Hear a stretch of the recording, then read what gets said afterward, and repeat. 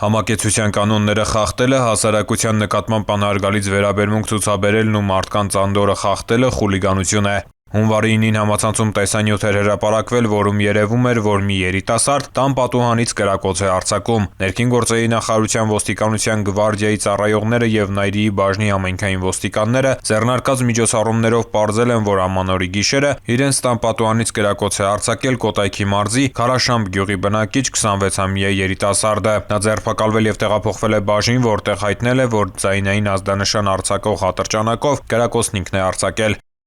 Հունվարի 12-ին Facebook սոցիալական ցանցում հրապարակված տեսանյութում երևում էր, որ Տավուշի մարզի Վերին Ծաղկավան գյուղի բնակիչը իր առանձնատան բակում ինքնաձիգից անկանոն կրակոցներ է արձակում մոտ։ Համայնքային ոստիկանության Տավուշի բաժնի ծառայողները նույն օրը ձերբակալել են քաղաքացուն ու տեղափոխել բաժին։ Նա խոստովանել է, որ ամանորի գիշերը մորաքրոջ ամուսնու որսորդական ակոսափող հրազենից կրակոցներ է արձակել։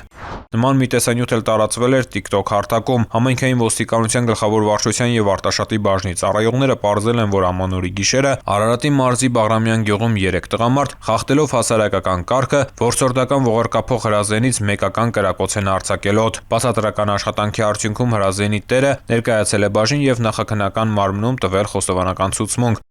Հունվարի 12-ին համայնքային ոստիկանության Տարանունի բաժնում ստացված օպերատիվ տվյալն իրացվեց մարզի քրեական ոստիկանների հետ համատեղ։ Ըստ տվյալի ամանորի գիշերը Վանաձորի բնակիչ 24 եւ 26 տարեկան երկու երիտասարդ խախտելով կարգն ու անհարգալից վերաբերմունք դրսևորելով հասարակության նկատմամբ 24-ամյա երիտասարդի անվամբ հաշվառված 2 հրազենից մի քանի անգամ կրակել են օդ։ Երիտասարդները ձերբակալվել եւ կազմված փաստաթղթերի հետ ներկայացվել են Լոռու մարզային քննչական վարչություն։ Բոլոր դեպքերով քրեական վարույթներ են նախաձեռնվել։